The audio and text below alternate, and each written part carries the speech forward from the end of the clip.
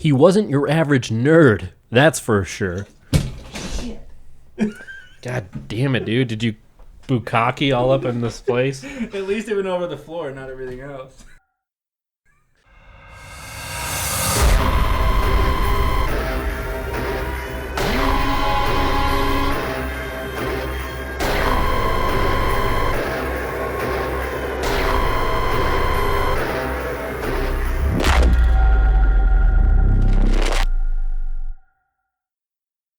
He wasn't your average nerd, that's for sure. Shit. God damn it, dude. Did you Kubaki all up in this place? At least it went over the floor, not everything else. Well, folks, you just heard the first party foul live. Dropped my beer and it exploded all over. All over his face. No, it was all over the carpet. But like more than half my beer is gone, so that sucks. That does suck. Party foul. That's a terrible. And it didn't just like come like dribbling out. That fucking exploded like everywhere. Whoa! Did you see all the mist that just came off of mine? No. It was like everywhere. This is my favorite part of the day. Beer time. Beer time, talking about some crazy shit. Hang on. I'm just saying beer time. Let me have this. Okay. So how is it? It's good. This is one of my favorite beers. It's called Orange Boom, and I love the name of it. Yes. But it's not, it's like, you would think Orange Boom, you'd think orange. It's not orangey. It's just it's a Danish Pilsner. It's really good. Reminds me of a summer beer. Yeah. And, I apologize, Cleet, that I exploded your modem with my beer that I dropped. Yeah, so that previous intro that you guys heard, we were doing this story, and Britton dropped a beer, and he broke some of my electronic equipment. Long story short, we have to re-record the episode. Yeah, so that's why we were not there last week. I apologize. It was all my fault. I got a little angsty, dropped my beer, and that shit just blew up. And you all got to hear it. It was really cool. Yeah, there's not a swimming pool around us or anything of the sort. And I felt bad, though, because Cleet's internet went out that day. And he was all like, oh, it's just that modem. It's just resetting, whatever. And I kind of had this thought, like, I think I just fucked up his modem. And halfway driving home, he's like, yeah, you broke it. It's from the beer. And I'm like, let me buy another one. So, yeah, I'm going to buy him another one because it's my fault. All right. So, question for you. Okay. Let's say you're up in the mountains. Maybe you're walking up to Donut Falls, and maybe you're squirrel hunting. Britton, I know you like to squirrel hunt from your little trailer. At least once a week. You love that stringy squirrel meat. Someone told me you eat squirrels raw, but I don't know. But let's just say you're up there, you're looking for squirrels, and all of a sudden you get a little tired, you close your eyes, and bam, you wake up 7 years later in a different state. 7 years? Yeah, 5, 7, 30, I don't know. That's a big chunk of time. My question is, am I abducted by aliens? Yeah. Well, because there's a lot of time lost when you're abducted by aliens, so that would be my first question. Got like 3 wedding rings on, a banjo in your hand, a really shitty poem, and you're like, did I write this? This story is just progressing. Oh, and a gold medal from some race you don't remember winning. I won a race? Well, I don't remember where I was. It's like, why am I in a uniform that says Dale Earnhardt Jr. and all these medals? So I was driving did I just disappear and become a NASCAR racer for 7 years and then got married 3 country music times? Star. It's not my lifestyle, so I would have a lot of questions why I decided to go to NASCAR and country music. Yeah. I don't know. That's a hell of a question to ask somebody. Well, that's going to be our main tale tonight. The tale of Steve Kubacki's disappearance. That actually happened? Yep. Steve Kubaki sounds like Bukaki. Ha! And he didn't become a country music star or anyone famous. Oh, so you just threw that in there. Yeah, I just think that'd be cool. Nice. And I've just got some random creepy wilderness stories from people online to fill in some of our time. So you know those infamous 12-foot skeletons we've been trying to get our hands on for the last 2 years? Did you find one? No. My mother-in-law did, though. I was so mad. I found a bunch of skeletons in my backyard, but none of them were 12 feet. Yeah, that's a disappointment. I know. No other skeleton will do anymore. Those 12-foot Home Depot skeletons have just come in and I mean, you can get one on Amazon for $850. I hate scalpers, man. Yeah. I'm still trying to buy a PS5. Can we talk about that? No. How frustrating that is for me? That's very frustrating for you. I'm sorry that you're a PlayStation guy. I'm just going to wait till the PS6. You might actually have a lot more luck that way. I'm just going to be honest. But yeah, no, my mother-in-law found that it was the newer one, though. It's like the 12-foot pumpkin skeleton looking one. I think it looks really cool. But it's like the New Year one. So the new one that they did this year. And she found one. Just walked into Home Depot from like the tip of a friend, and they just had one. So. Oh, wow. Yeah. So, and we went this morning. None. Completely sold out. Hundreds of people looking. So I just think it's not going to happen for me, Cleet. Yeah. Well, you could always try to rob somebody. That's true. There are some people in my neighborhood that have them. I could just one. take one. Yeah. Why didn't I think of that before? Yeah. It's not the jail time. It's not like the pride. I just don't want to carry a 12-foot skeleton around my neighborhood. That's the real reason I'm not going to steal. Like, you can't put that in your front yard. Someone's going to steal it. It's going to be gone the next day. Because they probably have some marking on it somewhere. It's like, prove it's yours. Yeah, it says Ben on the collarbone. No, oh shit. I wrote it on his foot. I wrote Ben on this. It says what? It's the Toy Story Andy. It says Andy on his boot. So let's hear about this Steve Kubaki disappearance. Kubaki. You got to pronounce that correctly. Kubaki. Kubaki. Nothing else. I'm a little dyslexic, so that's why I came across as Kubaki. Yeah, a group of men just surrounded him and he disappeared.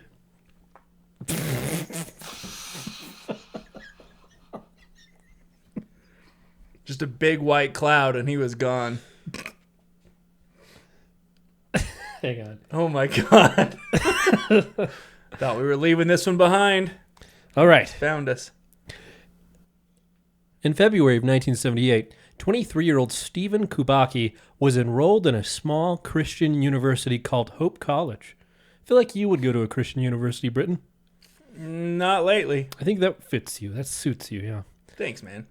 Located in the city of Holland on Lake Michigan's southeastern shores, he was a hard-working student and had an eccentric personality and was majoring in history. You have to be a little eccentric to major in history. I agree with you 100%. Every time I had a history teacher growing up, they were always like, history, fuck yeah. Yeah, that was my original idea. Yeah, I know. Not from the old episode. They just seem so eccentric to me, those historians. Yep. He once co-wrote an op-ed for the campus newspaper about the inadequate collection of books in the university library, arguing that the school should install an electronic security system to safeguard against theft. He's probably just like, who keeps stealing the Holy Bible? That'd be hilarious. Like they have like a whole section of Holy Bibles and they just keep getting stolen. Well, you heard about that story about those college kids that tried to steal those books from that university. Did you not? Nope. Yeah, they made a movie about it called American Animals. It's actually a really good movie. Like they made this plan to steal these books from the library and sell them to this buyer for like millions of dollars. Nice. It's really good. I like it. All right. So Bob Nemar graduated from Hope in spring of '78, and although he didn't know Steven personally, he found that his reputation preceded him. Fellow students talked about Steve like he was some kind of free-spirited genius, and even though he was fairly conservative in his lifestyle, the fact that he lived off campus gave him a look of a rogue scholar. Oh, man. I want to be one of those people. It's like my reputation precedes me. Yeah, I just think it's kind of weird. It's probably because you went to a Christian school, and they're like, you know what? This one time, he came to class, but he was tardy. Oh, no. What? Mr. Kubaki? Tardy? What? Holy Kubaki! He had a Kubaki party at his home. Oh, yeah, every weekend. He was definitely a big Dungeons and Dragons guy, Nemar said, but he owned it. He owned it? What does that mean? It just means he's like, I'm a nerd and I don't care. Oh, okay. I thought he meant like he owned Dungeons. I'm like, no, you don't. What I've a never liar. played it. We should play it on the show. I know I'll hate it. Like, I already know. You know, never say never, but I feel like I'll hate it. I don't have an imagination. You know, that is a good attitude going into it, man. Yeah, I agree. I just know I'm going to hate it, so yeah, I'll just be pissed the whole time. It's so shitty. It's like, Cleet, usually people like this. Fuck you, I hate it. Why? This game sucks. Yeah. Okay. I like Risk. That's the only game I like. Risk is good. We should play it's a Risk. good game. He wasn't your average nerd for sure. Kubaki was also known... Uh-oh, yeah, right? Oof. Kubaki was also known to be enthusiastic outdoorsman who previously climbed mountains while studying abroad in Europe. What have you done with your life, Britton? None of that. I've dropped a beer, broke a modem. And I co-host a podcast. And you lost a friend. Hip hip hooray. You lost a friend. I've lost many friends. He's been cross-country skiing in the same area bordering Lake Michigan before. The trip that weekend hadn't been particularly unusual, but his solo skiing trip planned for February 78 proved to be one that would change his life forever. Steve had planned to spend the weekend on a solo cross-country skiing trip, returning on Monday at the very latest. Fellow students say that when Monday rolled around, Steve's absence was only met with mild concern. Yet when the usually diligent student was a no-show for the second consecutive day, it quickly became obvious that something has gone terribly wrong. Where is Kubaki? I saw him with a group of people and he disappeared. Him and a bunch of dudes went out back. How he was first reported missing honestly depends on who is telling the story, but there was a local news report from February 21st, 1978, and they said that snowmobilers and saga trucks spotted a pair of cross-country skis and a backpack lying abandoned in the snow. They immediately contacted authorities who launched an airstrike? An air raid? Syria. Yikes. And land search. A missing person report was soon filed with a local police department who were able to coordinate their search to the area where Steve had supposedly started his trip. It was there that they found a 200-yard trail of footprints in the snow, the same size and tracks as the ski boots that Steve had been wearing. It's Steve. It must be. It must be Steve. But eerily, these same footprints led past the edge of the Lake Michigan, ending abruptly in such a way which led search and rescue personnel to conclude that Steve had somehow drowned under a thick layer of unbroken ice, which does not make any sense, but okay. Although it can never be proven, the official conclusion was that Steve was dead and it would only be a matter of time before the currents of Lake Michigan deposited his decomposing corpse somewhere on the shores of Lake Michigan. I hear they find headless corpses all over Lake Michigan, like every day. Yeah, no, like literally. So what happens is it's like 10 a day, and they all have the same Kermit the Frog tattoo on their left temple. Damn. And they call it the Kermit they're the Frog headless. cult. Oh. So how does that make sense? No, bud? I'm saying because the heads go in another direction. Oh, so Yeah. the heads are on one side of the lake, the body's on the other Yeah. side. And you have to play like the matching game, like which torso does this head belong to? Yeah. It just reminds me of like butterfly wings slowly change in the future, which will inevitably, can't say that word. Inevitably. It's not edible. Inevitably Oh my God. open Pandora's box, which will change their futures forever. It's just like that beach where the shoes just like the feet just wash up. Yeah. Where was that? Canada. Oh. Happens in Canada. Mm-hmm. You look like you got some new shoes. They look like you're a little waterlogged. Yeah, 10 and a half. I just grabbed the foot, threw it back in the ocean. Had some like waterlogged Why do you have mismatching shoes? Shut up, they're free. Do you know how hard it is to find matching shoes with feet in them? Wait, what? Where were you? Anyway. Steve's family was devastated and resigned themselves to waiting a long time for any answers to the many questions surrounding his disappearance. But they had no idea just how close and how shocking those answers would be. Before we jump into this, we will cut away to Britain. Oh, man. I'm going to try not to spill my beer this time so we can finish the episode. Okay. So, these stories come from... this comes from Rogue Leader 096, and he's actually a seasonal ranger for the Forest District. Ooh. So he says, despite the fact that I live in a fairly suburban area, the forest preserves still make up 12% of the county, with much of the property being heavily wooded. Not far out wilderness, but pretty secluded in some areas. Being a seasonal employee, I have been on the job for a bit over a month now, but in my short time here, I have found, and he has 3 things. First one, he found a dead man in a tree. The rest of the rangers say they find about 1 suicide a year, so here was the one for the year. When we go around opening parks each day, we drive through to make sure everything is okay. In this instance, I was driving through and had just lost sight of the road when I saw a man hanging from a tree in the clearing. He had hung himself.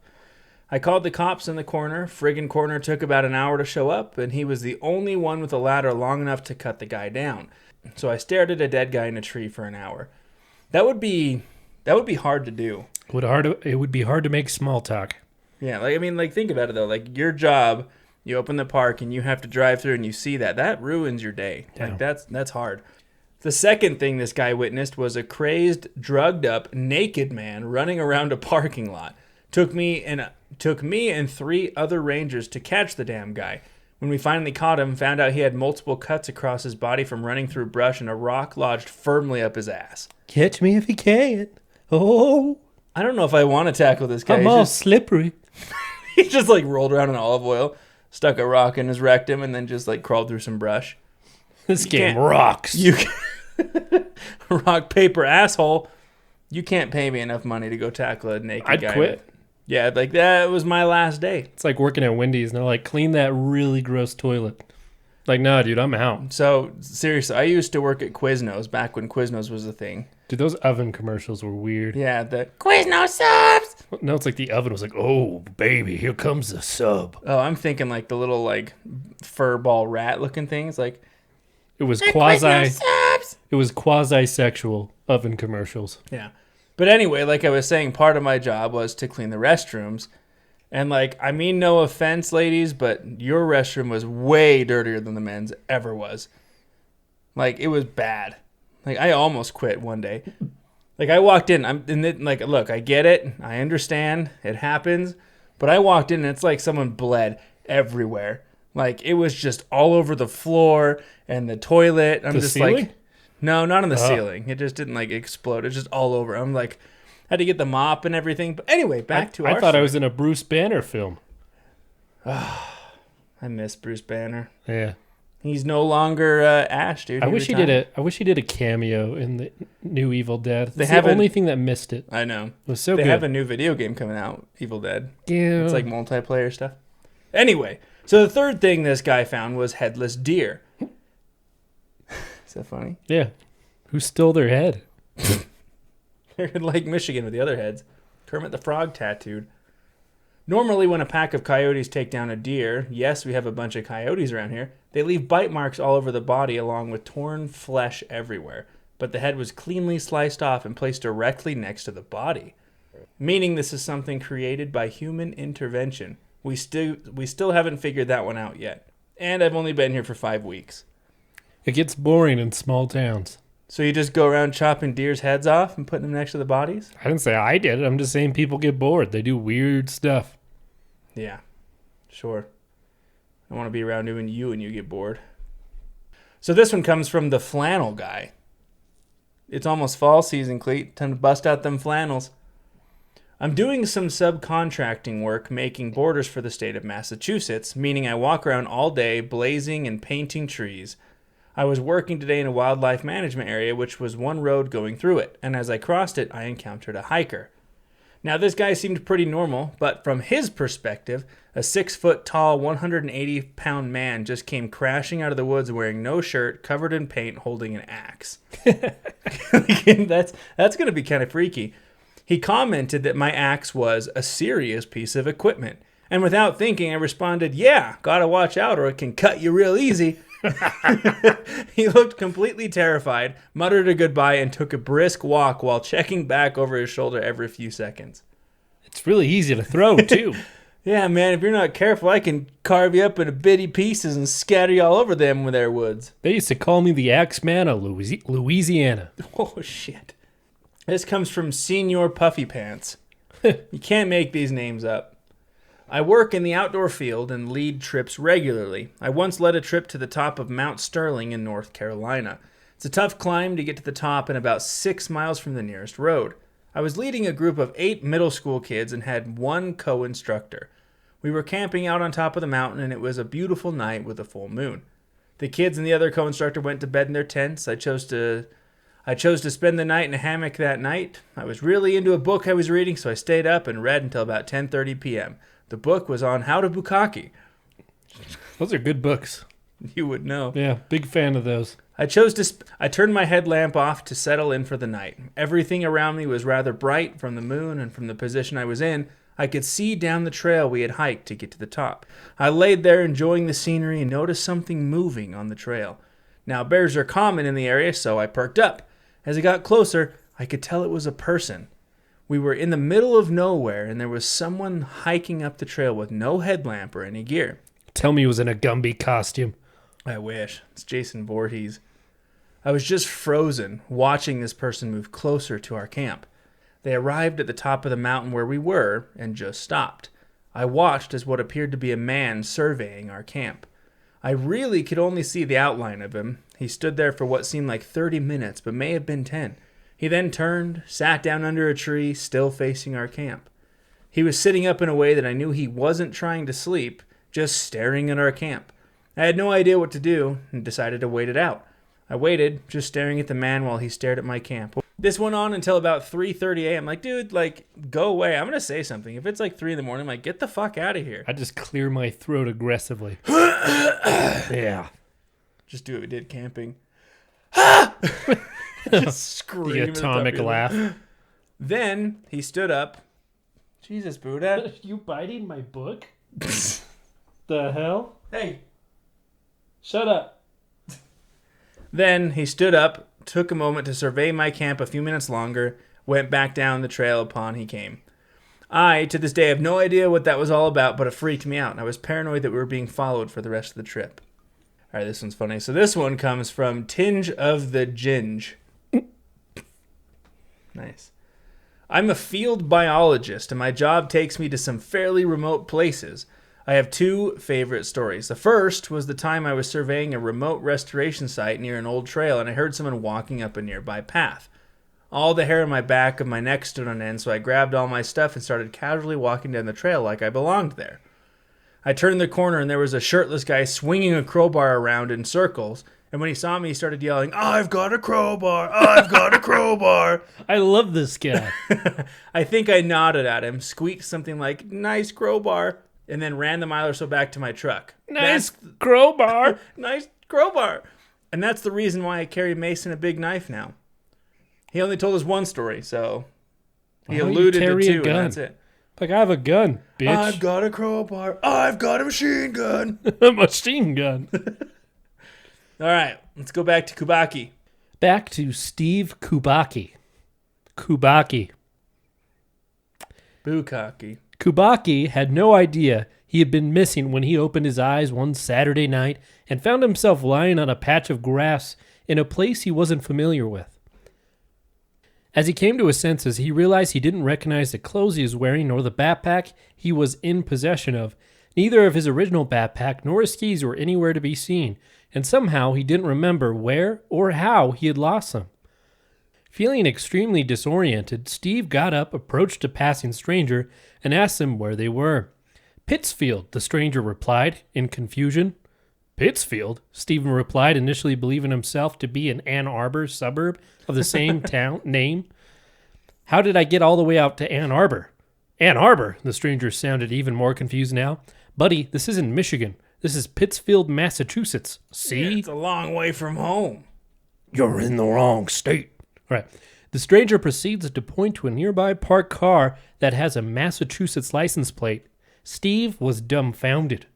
He only intended to ski around the countryside outside of Holland, Michigan.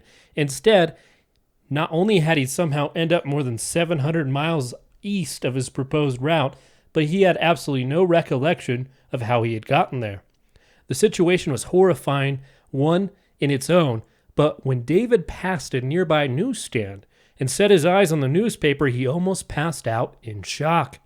In the top corner of the page, the date read 5/5/79. See, I'd be scared. I'd be like, dude, 79, damn it. What the fuck?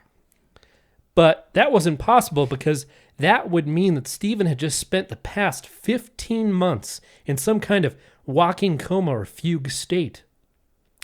One in which he had somehow made it almost 1,000-mile journey across the country. In a state of complete shock, Stephen managed to recall that he had an aunt in the place called Great Barrington, Massachusetts, which turned out to only be around 10 miles from Pittsfield itself.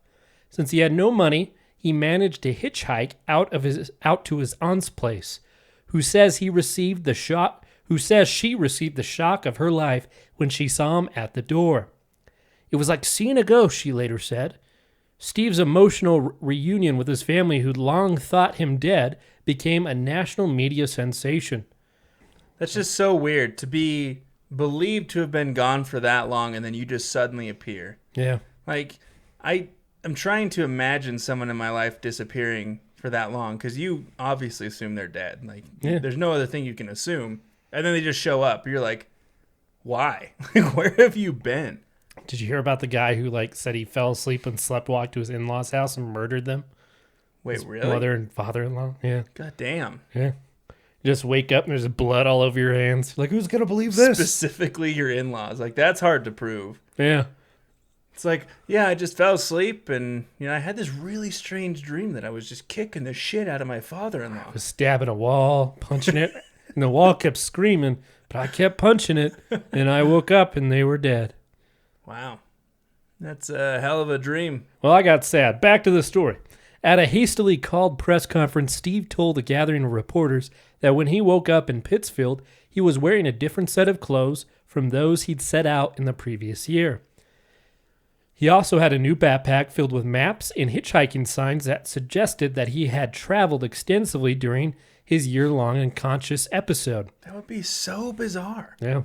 I'd be pissed to not remember where I've been. Like, oh, places I wanted to go to. I don't remember even being there. Yeah. You know, pictures of all the monuments and doing some cool shit and Yeah. Like celebrities. He was just a really popular dude. you're holding hundreds of thousands of dollars in some briefcase. You're like, where the fuck is that? It's like, are those CIA agents? Was I an MK Ultra? What the hell? Is that Gordon Ramsay I was cooking with? He's like a note from Gordon Ramsay. That was the best dish I ever had. You're like, fuck! What dish was it? Ah! Was it my famous grilled cheese? I had bacon. It's secret. Don't tell anybody. Nobody else does that. It's the bread. It's a special bread. He was somehow in possession of memorabilia from Sacramento, San Francisco, Reno, Chicago, and Utah. Ah! Man, Utah's trash. Wow. Tell me how you really feel. He also had $40 in cash, so I guess he wasn't broke. New sunglasses, sneakers, and a T-shirt from a marathon that have taken place in Wisconsin. I thought you were going to say a T-shirt from America. I'm like, well, obviously. Well, obviously. How would you know? This is an American-made. I'm sorry, I thought it was America. I thought I had freedom. I feel like I've done a lot of running, he said in an interview. The week he reappeared, I bet Forrest Gump must have wrote their story off of him. He just goes and runs for 15 months. Sweet. I just kept running, and I just felt like it was right. His memory right up until his disappearance remained intact. He said the last thing he remembered was feeling cold and scared of being lost in the frozen darkness. Steve told a reporter that he believed his blackout was caused by exhaustion and exposure, and said that he would see a medical doctor for a physical exam, but despite his parents' insistence, would not see any kind of therapist or psychiatrist. My father was going to sign over the house to me. I had 3 courses of school and no trouble, he said. There was no trouble with girls. I had a job lined up with the Hall and Sentinel newspaper. I was in a good place mentally, so I don't think that side of things has anything to do with it. Sounds like a real mental nut job to me. Trying to really convince himself otherwise. The psychiatrist is the devil. Yeah. Oh. Obviously, Steve didn't end up taking the job at the Sentinel, and his bachelor's degree was awarded absentee from Hope College when he thought to have passed away. Although drowning was the most commonly accepted theory, some of the detectives who investigated his disappearance had their doubts that Steven was actually dead. At one point, the detectives were so flummoxed that they sent Steven's dental records to Chicago to see if Kubaki might be among the serial killers of John Wayne Gacy. Whoa. He had a bunch of unidentified victims, apparently. Yeah. Damn. Yeah. So they thought Gacy got rid of him. Yeah. That fucking clown. Yeah. He was stupid, too, the clown. Yeah, well, very. IQ of 85. That's insane. That's one above yours. These days, Steven is alive and well and is working as a psychologist in the Pacific Northwest. For decades, he has refused to speak about his reappearance with reporters, and any attempts to reach out to him are generally ignored right off the bat. Reporters have even reached out to his ex-wife, assuming that she might be able to shed some light on the mystery, but she, too, has flat out refused to reveal what she knows. Stephen's case is probably one of the most fascinating cases of the missing person showing up alive for a number of reasons. But the lack of contemporary media coverage of the events is frankly baffling. Only a small spot of the internet of paranormal obsessed message boards has Stephen's case been discussed and explored. There are the most commonly accepted explanations tied it into the fact that the site of Stephen's disappearance was close to the southeastern boundary of Lake Michigan's Triangle. Oh, shit. And one of those online resources is our podcast. Wow. We can join that small percentage. Neat. We're going to find out what really happened to Kubaki. Kubaki. That's what I said. Kubaki Waki. Bukaki Waki. All right. Kubaki. So the Michigan Triangle is an area spanning from From what? The Michigan Triangle is an area spanning from Manitowoc, Wisconsin, to Ludington, Michigan, and south of Benton Harbor. All right, this is where several other mysterious disappearances are said to have taken place. But it's not just people that have fallen victim to the Bermuda Triangle's lesser-known cousin, as the area has seen numerous unexplained air disasters, shipwrecks, and vanishings that date back centuries. There are stories of ghost ships, ghost planes, heavily corroborated UFO sightings, and bukakis. Let's go to the Bermuda Triangle. And Kubaki is what I meant, and Kubaki. And one particularly hair-raising tale about a competitive sailing crew to pass through what sounds like a vortex during a practice run on a calm early summer's eve. Competitive sailing crew. Yeah, can you imagine that? Let's go competitive sail. You got to be a jerk, too. It'd be like throwing beer cans at the other sails.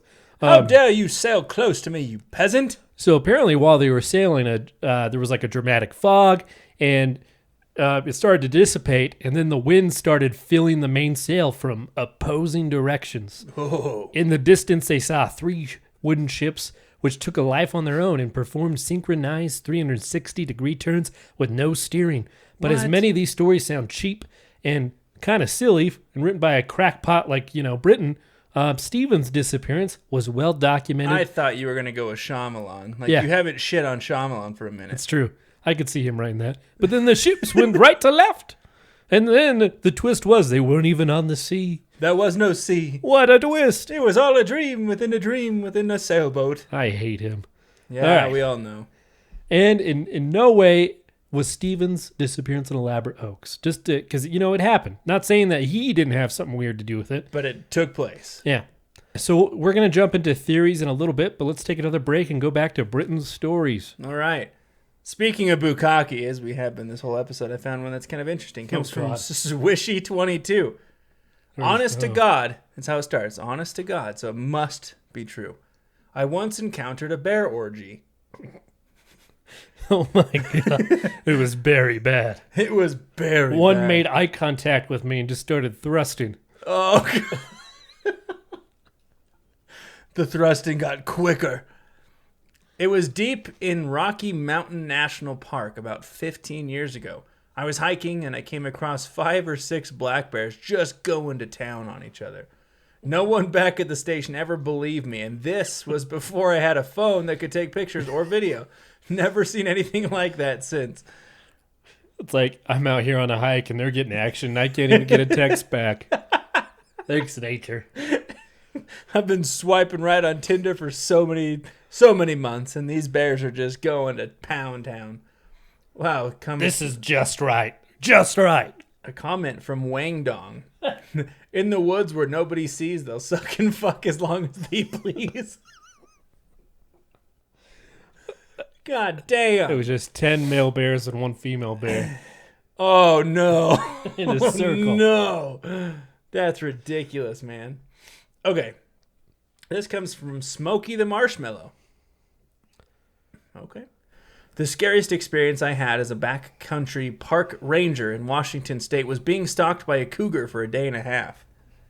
Jesus Christ. Have you seen that video where that guy's like getting approached by the cougar and it's like swiping at him? I'd shit myself. I was hiking up an unpopular trail up to an old shelter and had that creepy being watched feeling. I had seen fairly fresh cougar scratches and scats along the trail, but that's pretty common up here, so I wasn't worried at all.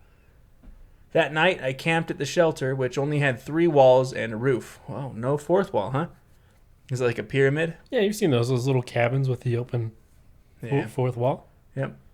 I felt uneasy all night and hardly slept. At one point, chiding myself for being paranoid, I arranged my emergency foil tarp around my sleeping bag so at least I could hopefully hear something if it approached me as I slept. The next day I found fresh scat and scratches on the trail I had hiked in on. About a mile past the shelter I found a mostly eaten deer in some dense brush off the trail. Its head was missing. Uh-oh. Just kidding. Cougars often keep kill stashes throughout their territory for later snacking. Now a cougar won't usually tangle with a human, but here I am, 5 foot tall, 100-pound sack of flesh and bones, at least 13 miles out from any other human. I decided to cut short my 3-day trip and hot-footed it out of there. The last 2 hours of hiking through dusk in a dense forest was the most hair-raising hike I've ever had. I didn't know I was capable of being that hyper-vigilant. Who would you rather be, a 4-foot man or a 7-foot woman? What? What fucking question is that? That would not be good. No. Either way, I would not want to be a 4-foot man or a 7-foot woman. Yeah. Either one. Okay. This one's kind of cool, though. So, Cleet, what does this picture, what does that picture look like to you? Someone in a skeleton mask by a giant nest. A skeleton mask? Yeah, a little skeleton mask. Oh. It looks like a guy with, like, hair and a beard and, like, a flannel shirt. But anyway, so this story comes from Neil Fahey, I guess it's pronounced. There's a hiker in Toowoomba, and he took a photo of a ghost, apparently. That's a photo of a ghost. I don't buy that. That's No. a guy in a skeleton mask. He was hiking near a well-known suicide spot when he says he felt like he was being watched, and a feeling of dread washed over him. He went back home when scouring through his pictures and found this one. Captured a ghost. But I mean, I think you'd know if there was actually some guy in a skeleton mask staring at you and you're just taking pictures. But That something looks prompted him to take a picture of it. Pretty fake. You look pretty fake. Fair. So this one comes from 1up13. This one actually scares me a little bit because I do have a small fear of like deep water and like things in the water. Yeah, me too. What's it called? Thalassophobia, I believe. So this guy, 1up13, I was a trail worker in Yosemite and was stationed in a ski hut by Ostrander Lake. The lake is ancient glacial melt and originally had no fish. But in the early days of national parks, fishing was a huge attractor. So rangers of old would stock the lake with fish brought up in barrels on mules. Rumor has it that somewhere in the fish barrels was a river shark or bull shark, and it has survived ever since. On our days off, we would swim, and since there are large amounts of driftwood on the shore, all you'd have to do is straddle a log and swim out to the middle of the lake. Fuck that. If there's a shark in this lake... Dude, The lake is fairly deep and clear, but one evening as the sun set, I felt something brush against my leg. Not a trout, but something substantial. The shadow disappeared into the depths and I booked it to the shore, and that's how I met the Ostrander shark. No way.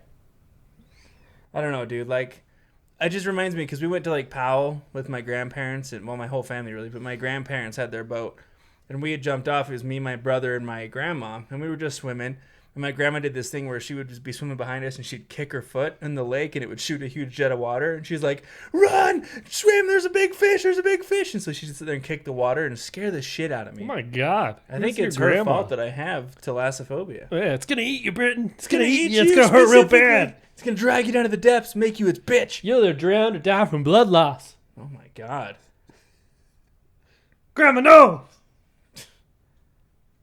So we were just talking about myths of what may have happened to him. Okay. So it might have well be that Kubaki had suffered some type of head injury, which would explain his memory loss. But if that was the case, why didn't the subsequent medical examination find him to be in perfect health?